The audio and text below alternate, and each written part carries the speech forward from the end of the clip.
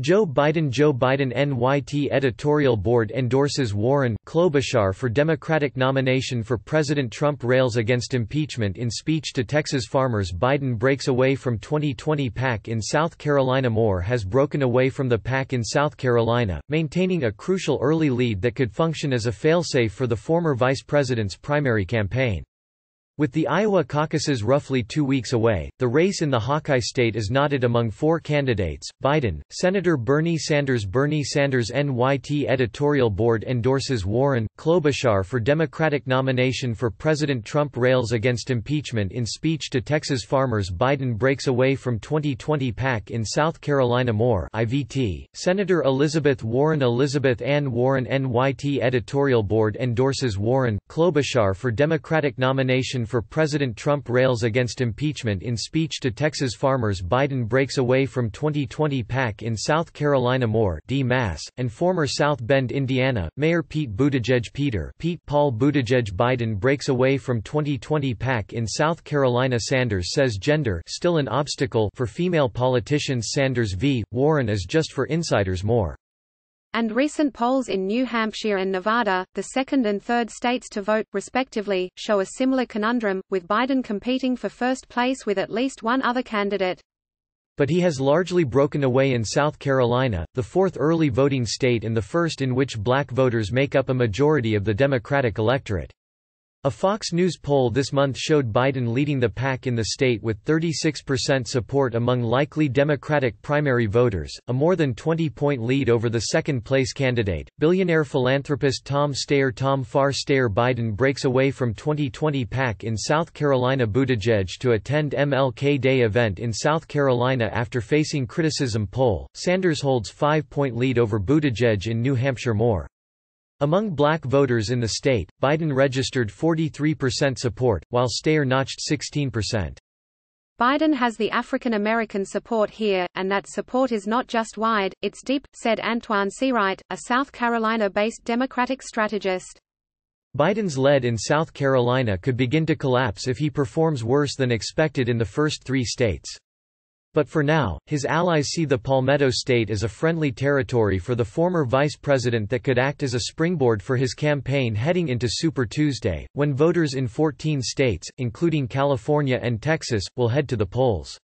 That doesn't remove pressure on Biden in other early primary and caucus states, said Caitlin Jewitt, an assistant professor of political science at Virginia Tech, since the South Carolina primary on Feb. 29 may be too long to wait in the nominating contest if he underperforms in Iowa and New Hampshire.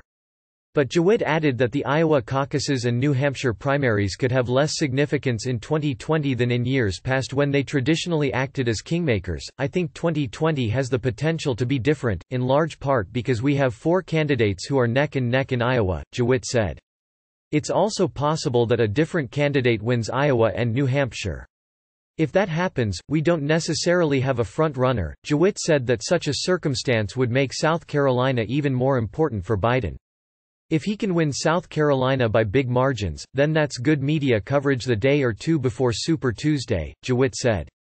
Bernice Scott, a former Richland County councilwoman and the founder of the activist group Reckoning Crew, which has endorsed Biden, said that the former vice president's support in South Carolina owes in part to years of politicking in the state, even before former President Obama tapped him as his running mate in 2008. Unlike other candidates, she said, Biden is a known quantity in South Carolina, and his relationship with Obama certainly doesn't hurt. South Carolina's significant African American population sets it apart from other early primary and caucus states, such as Iowa and New Hampshire, which are predominantly white. You have to build relationships, and over the years, not only with President Obama, Vice President Biden has always been an advocate for rural communities and people of color, Scott said. Not only black people but everybody. Biden's outsize lead in South Carolina has made him a key target for rival campaigns, including that of Sanders, who gained the lead in a landmark poll of Iowa Democratic caucus goers this month and is seen as one of Biden's fiercest rivals. In an op-ed published this week in the state newspaper, Nina Turner, a former Democratic state senator in Ohio and co-chairwoman of Sanders's campaign, argued that Biden had repeatedly betrayed black voters to side with Republican lawmakers and undermine our progress. In standing with Sanders over Biden, we will declare that we are not going backward, we are going forward into a future of empowerment and equality for all, Turner wrote, pointing to Biden's past support for so-called tough on crime legislation and a 2005 bill tightening bankruptcy rules as evidence that he had worked against the interests of black voters. Scott scoffed at Turner's claims, suggesting it was condescending to black voters in South Carolina. A black woman who doesn't live in South Carolina is telling black people what they should or shouldn't do? Scott asked. We don't play that game here. To be sure, the state of the race remains fluid, and even Biden's allies concede that South Carolina isn't foolproof. In the Fox News poll this month, nearly half of the respondents surveyed, 48%, said they could still change their minds on who they will support before the primary. Even so, Biden appears to have the firmest support in the state. 59% of those voters who are supporting the former vice president said they will definitely vote for him, while only 39% said it's possible that they'll change their mind, according to the Fox News poll. I wouldn't say he's got a lock on it, but I think he's well positioned to come up first, minus any stumbles or bumps or bruises, Searight, the Democratic strategist, said. Biden is expected to travel to South Carolina on Monday for a Martin Luther King Jr. Day rally at the Statehouse in Columbia, an annual event that has become a key stop for Democratic presidential candidates. He won't be alone, however. Sanders is also set to attend the rally.